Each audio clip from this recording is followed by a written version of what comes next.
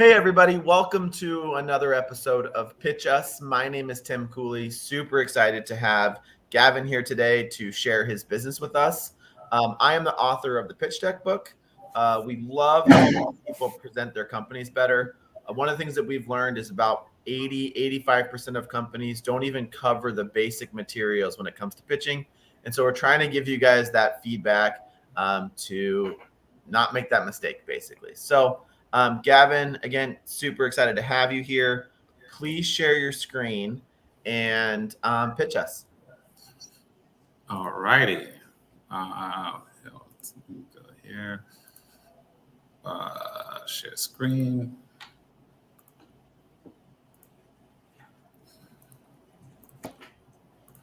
Can you see my screen? 1 second. Yes, we can. All right, perfect. Are you guys ready? Yep. All right, perfect. Thanks again for having me. My name is Gavin Sharp. I'm the co-founder of INTERP, and we are bridging the communication gap in the workers' compensation space. So INTERP is a health tech company that's providing real-time access into an archaic workers' compensation industry. We're officially applying our technology to streamline the manual process within the space. To date, we basically filed our trade name. Our provisional patent is actually completed. MVP is completed. And then we've successfully rolled out our beta with one customer, Help Us Trans. Why am I here today? So pretty much, we're basically looking for a cash infusion from equity or convertible debt. To date, we've pretty much put in close to $300,000+ into our own capital into developing this respective app and inside dashboard. But we need additional resources to go to market, continue our R&D and sales expansion. With that being said, let me give you a little insight as it relates to the interpretation sector. The interpretation sector, as of 2021, is a $56 billion industry. The government spent $34 billion, $22 billion was spent by the private sector. We know that our total accessible market is right around $12 billion. This industry is expected to grow by 30% by 2025. So that's $72 billion of topside revenue in the interpretation sector. This is the problem that we have solved within the space. It's a federal mandate that says you must have an interpreter by your side if you basically have a workers' compensation claim, if English is not your first language. Finding interpretation is a daunting task. We basically have that pretty much solved. It's the no-show fees in the insurance industry is a huge problem. In 2022, $150 billion was spent in no-show fees. So by having interpreters, we are mitigating some of that respective no-show fees because we are now having our interpreters at those appointments. So we're reducing, solve that problem. And then again, having an interpreter by the side of someone that doesn't speak English, they don't understand their respective treatment process. So when you have an interpreter, you basically are communicating effectively. And so we're basically providing that access so they have a better understanding of their respective treatment. And then lastly, the fourth thing that we're doing within the space as far as the problem that we're solving, we're providing innovation into an industry that lacks innovation completely. There's a dearth of technology within the respective workers' compensation insurance industry. Now, you should say, how are we doing this? Well, we made requesting an interpretation services as easy as 1, 2, 3. 1, download our app on iOS or Android. 2, select your language, 200+ languages. And 3, schedule your appointment. It's just that easy to basically get an interpreter. Now, let me give you a very high level how our respective interpretation platform works. So this is our respective app itself. This is the landing page. You can select to go in as an interpreter or a customer. As a customer, you select the type of interpretation services need, the date and time, and the location of those services. Once you do that, you can easily track the interpreter that's coming to your respective location. And you actually get notification that the interpreter will be there in 22 minutes, 5 minutes, and it's full geo-tracking on that. So what that does is give everyone a peace of mind that they will know that they will not have a no-show fee, okay? Within that space, there are competitions, competitors in the respective space, direct and indirect competitors. But most of them are focused on customer transactions, such as language line and localization website. None of them are focused on people that are actually doing the work. In this respective industry, 90% of the work is done by physical people. AI is coming, but that's a long way down the road. And within the space, physical interpretation will always galvanize between 70 to 90% of the respective market share. How do we monetize this respective space? This is how we monetize it. You put up a credit card on a respective file, and our third-party administrator, law firm, correctional facilities, it costs roughly $190 for a 2-hour minimum. And put your card up, go on our app, schedule a respective interpreter, and they'll be there right by your side. our pro forma over the next 5 years. So we know that we could be able to do about $4.8 million in the first year. We'll probably have a loss in the first year because we're going to have to put a huge cash infusion in there, about $1.5 million. But over the respective years, next 5 years, we should be a $94 million firm. How do we get there? $92 million on SaaS and then $2 million on respective R&D development, so a total $94 million. And by year 5, our EBITDA should be right around $42 million. We don't need a lot of customers to do this. We need about 5 customers, right? So our third-party administrators, huge law firms, self-insured, these companies do millions and millions of transactions on a daily basis, annual basis. And with that being said, we don't need a lot of customers. One customer constitutes a huge amount of transactions. Where we are, our customer acquisition today. To date, we have ready to onboard close to 7,500 interpreters ready to onboard. And they come from respective accredited institutions such as American Sign Language, ASL, and ASHA, right? Our current customer, Health Us Trans, we basically provide a proof of concept. So we know we've had a huge success in our beta. And then there are several third-party administrators that we have access to right now. Cedric controls around 70% of the market share for the respective ancillary services. And we have others, Optum, Selective Insurance, and Accident for the next level. These are all third-party administrators that we love to use our services. One thing that we did find within this space, no single organization dominates this sector in the workers' compensation insurance sector, okay? And we know for a fact, implementing our technology, INTERP, will alter the industry as a whole. And that's the beautiful part about what we're doing. So our ask today is for $1.5 million. This will give us an 18-month runway, and we have broken the respective asks down because of use of funds. But this $1.5 million will be able to give us the opportunity to be able to galvanize the respective market sector. Rome wasn't built by one person, neither was INTERP. We have a team of 8. Our executive leadership team consists of 4 people, myself, Gavin Sharp. I'm a co-founder. I've had 2 exits over the past 15 years, 20 years in global financial management at a C-level. I've opened up companies here in the United States, UK, Germany, Philippines, India, and also the Philippines. So with that being said, I've done stuff in the mobile app space, small utility space. My co-founder, Brandy, she had 1 exit since 2009, 15 years in the workers' compensation insurance sector as management C-level, and the designer of our respective technology, Othniel Tucker. He's a CTO, 10 years as a senior project developer at Microsoft. He's a leading mobile app developer for INTERP. And then our CSO, Andre Ford, 3 exits over the past 25 years. What you know as Wix today, he was the original all-in-one website creator and sold that company for $25 million back in 1999. Again, we have 7,500 interpreters nationwide, and this is our respective layout of where we have our interpreters ready to go and onboard. One thing about our company, we get involved, we get it done, and we get results. We're uniquely qualified to succeed and reduce risk. Again, my name is Gavin Sharp. I'm the co-founder of INTERP, and I asked us for $1.5 million. We'd love to have you. There are not a lot of industries that's left to be able to respectively alter and be able to galvanize the technology and be able to put it in there to be able to, I want to say disrupt. We're basically optimizers. We want to optimize the industry. This is the one respective industry that's probably left to be able to do that. We'd love for you to plant your flag with us. Thank you for having us today. Awesome. Thanks, Gavin. So timing-wise is about 8 minutes. You have plenty of time, which is going to let me tell you things that I really liked about the presentation. I'd love for you to bring it back up once we get there. Sure. Areas that we can help with. But I got to say, your team is incredibly impressive. Obviously, I don't know you. I don't know them. But from what I can tell, very impressive team. What slide do you want me to go to, Tim? Right now, we'll come back to it. Well, give me 1 second. I like the traction of where you're at today. I love that you got your money in it. So for people who are watching, those are those traction elements like investors are looking for, right? You're in it to win it. And you're not just like, it's not an idea. You guys are building it. I like that you have a pilot customer. Those are some really good things as a business that are awesome. But now I think since it's just you and me today, I'd love to go through the deck almost slide by slide and give you that feedback of like where we could move some things around to tell the story better. Sure. And then also address some of the concerns that I have, not concerns, but areas of opportunity. So let me bring back the deck and we can start at the beginning. Sure. So the first thing that I would recommend actually is just slowing down. Okay. I wanted to hear, it was so fast. So I would say cut the speed by about 50%.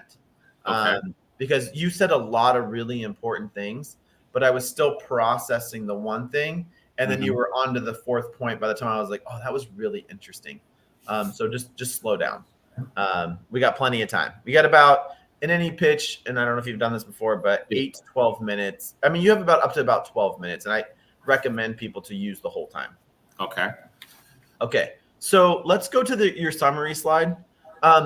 So I love summary slides. Working with Park City Angels, this is something we required, but a lot of organizations don't. I think it can be a benefit, but I would also say for a summary slide, don't spend that much time on it. When I see it, it's more of like, hey, we're raising 1.5 million. We've done a cool couple things traction wise. Let me get you into the presentation itself. So you don't need to spend much time here. What I like to say, and in the book, the pitch deck book, it's like a bookend. You're going to basically start and end almost the exact same way. Right. And so, yeah, I would say if you're going to keep the slide, make it very, very high level. Make the font much bigger. It's really, really small. And get through this slide in about 15 seconds. Like, let's get to the meat of what's happening. All right. Sounds good. Okay. So now let's go to your next slide. So there's nothing wrong with starting with a marketing. You can kind of start anywhere, but the majority of slides start with the problem. And the reason for that is it really grounds us in where you're going, right? So I know at this point, I know the interpretation market is where you're going, but I don't know why we need to go there in the first place, right? It's like, I don't know why we're going. I don't know why we're here. Does that make sense? So I think it's usually better to start with the problem statement. And yeah, perfect. Okay. I love it. We'll just fix it on the fly. Okay. So next, there's a lot more to your problem statements than these bullet points, right? Okay. Like you mentioned a data point, like this no-show fee, right? Right. Okay. So let me take one more step backwards.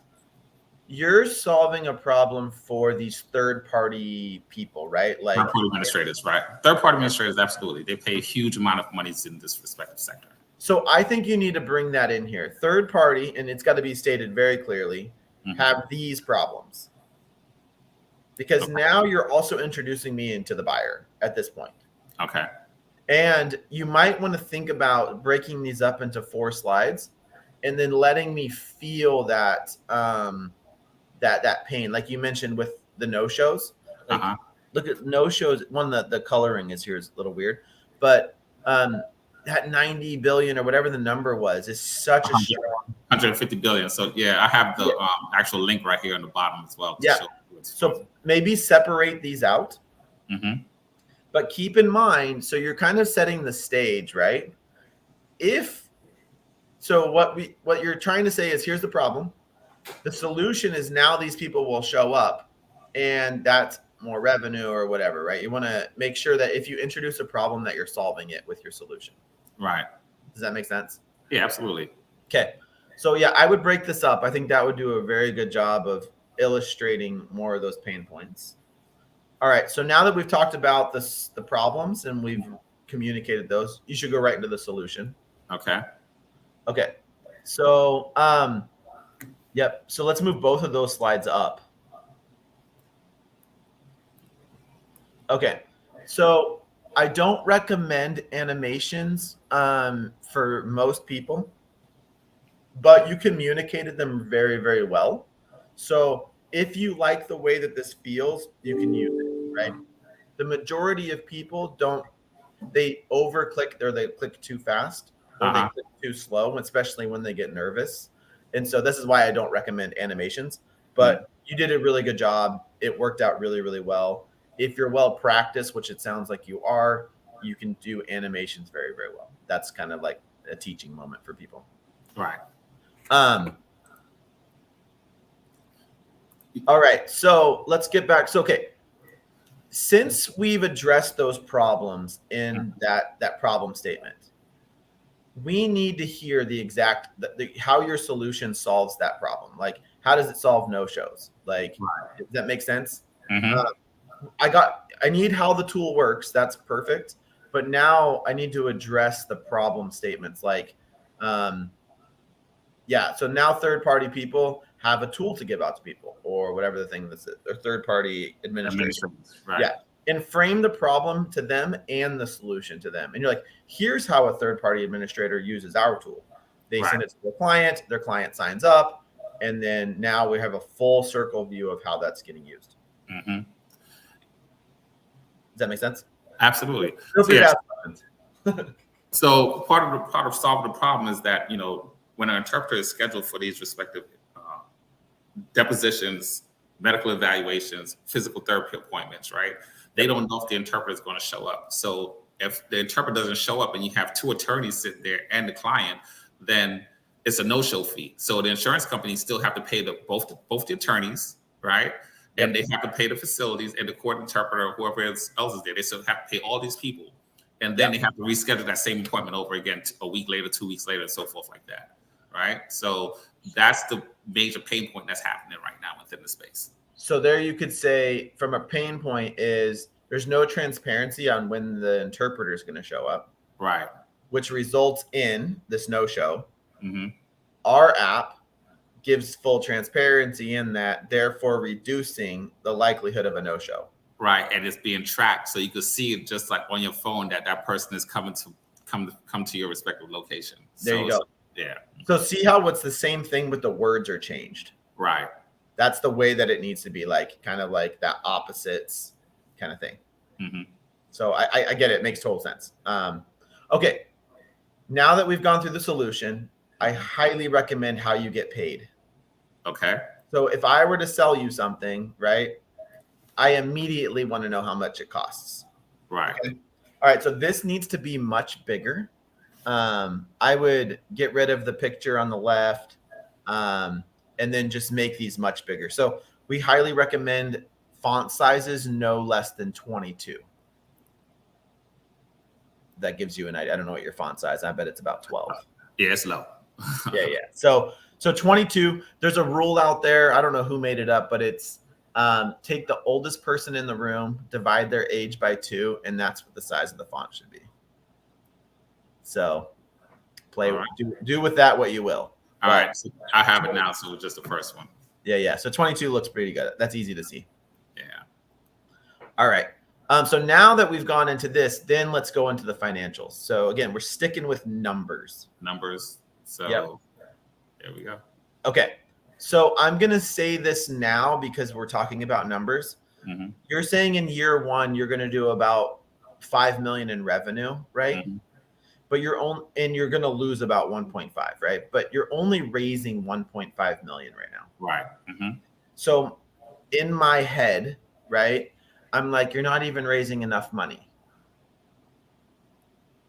Because you're going to raise for 12 to 18, and the new trend right now is up to 2 years. So think about that, or adjust the pro forma so that makes it that the raise seem like you're not going to run out of money. Like we all know you're going to have to go out and raise more money.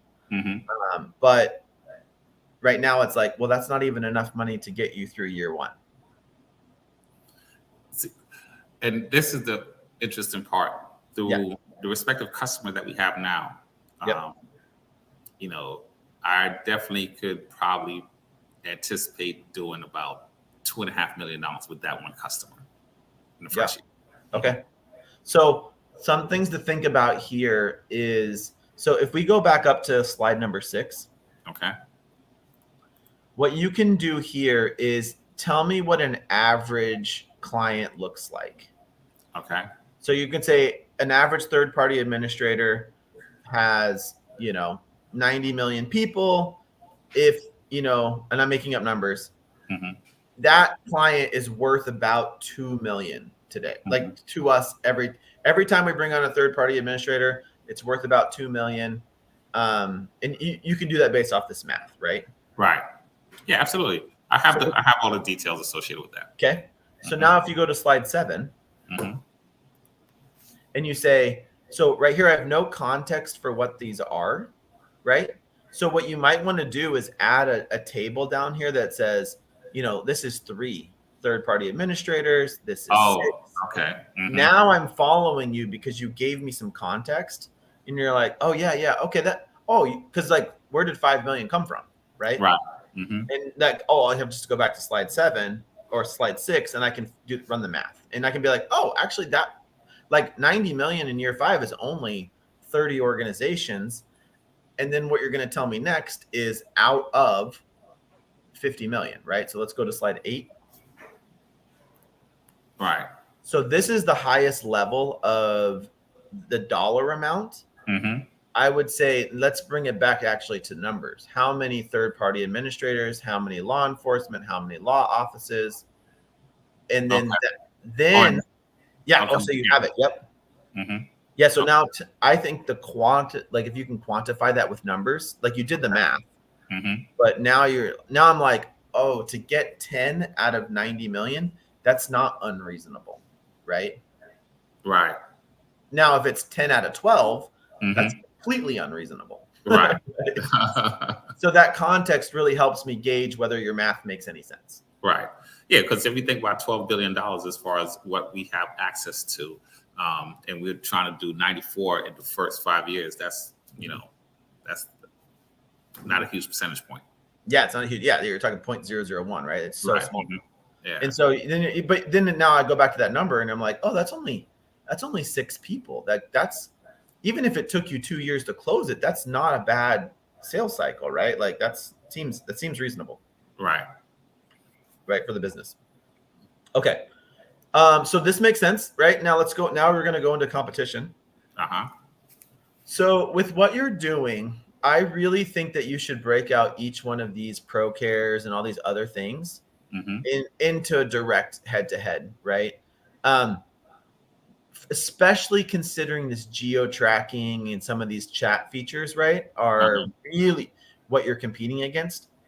And if you go back to your problem statement, right, there's like, look, these third-party administrators can't track where the interpreters are. They can't call or text them anyways. Like they just kind of hope they show up. That's There's correct. no like, and so now you're going to reiterate like why you're a better tool than these other ones. Does that make sense? Okay. So So I kind of bundled all of them into one little pocket and then just did this analysis over here. But you're saying just put those guys, those logos up here and just clearly identify what they have versus what we have. Yep, 100%. Okay. That sounds like a plan. Yep. Okay.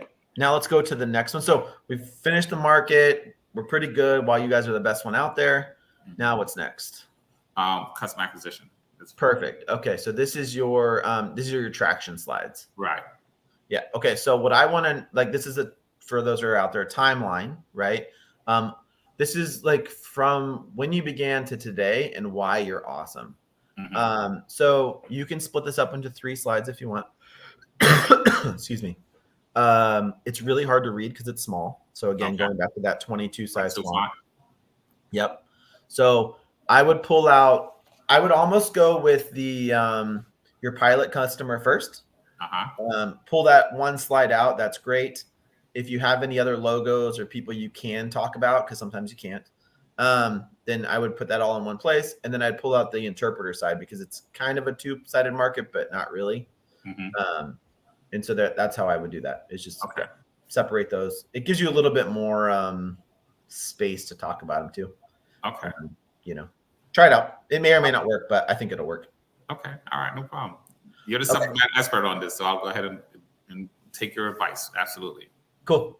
All right. So now we're talking about traction. Mm-hmm. Now we need milestones. This was actually missing in the deck itself. Like, what are you accomplishing with the amount of money you're trying to raise right now? So this is. Oh, there it is. Okay, cool. All right. So again, same here. I would pull. I think it's because we went through it so quickly. Okay. I would pull these out. I would get rid of the dollar amounts because that's irrelevant. Okay. Here, we're gonna come back to this. I would say over the next year and a half, we're going to do these 5 things, right? Okay. Pull those things out. I'd get rid of the wheel here, and really just pull those 5 things out. You could put them on a timeline if you'd like, but yeah. Okay. No, I like it. Let's see. Marketing strategy, staff ramp up. Okay, so make sure that each one of these things it's checkboxable, right? So marketing rollout is always happening, so that's not really a checkbox, right? Mm-hmm. So you could say, we're going to onboard our first 5 clients. Okay. You know. Okay, so the staff and ramp up with the staff ramp operation, the marketing team, and then tech guys and all that stuff. So we'll identify all those respective pieces and just create checkpoints on those. Okay. Yeah. So you're going to say like, look, we're launching iOS. We're going to bring Android out. Right. Clear. I know what you're doing. Right. Mm-hmm. I don't know if that's true. I just made that up, but right. it should be that clear from a milestones point of view. Okay. Yeah, and you even have 18 months, right? So I now know what the funding runway is for 18 months. Mm-hmm. Okay, next is going to be team, which is perfect. Again, I would make these bigger. I think you can get rid of the interpreters because we've already talked about it. Okay. So we don't need that anymore. And then I'll just basically build team up. Yeah, make it bigger. Mm-hmm. Like I said, I think you have a very impressive team. And then now the next slide should be 13. Yeah, look at that. So much easier to read. Okay. Yeah. Now you need the ask slide itself. So I would keep this slide here, but we're going to add the rest of the details. I believe this is my thing.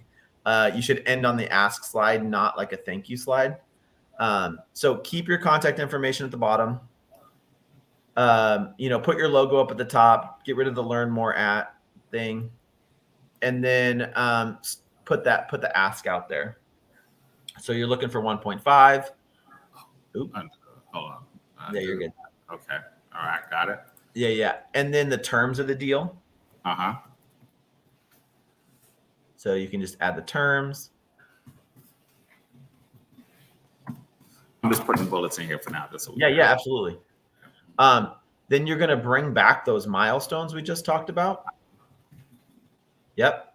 And then like how you had it broken down earlier is use of funds. So 40% is going to go to marketing, 20% sales, or whatever the breakdown is. This is where I'll put the pie chart.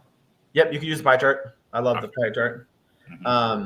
And then I'd also put a little sentence at the top or somewhere that reminds me what you're doing, right? Like INTERP is, the interpreter's dream. I don't know, whatever you want to do. But just real-time data platform. Yeah. Okay. Yeah. Remind me what the product is in like less than 10 words. Okay. All right. So there's a lot there. I'm glad this is recorded. But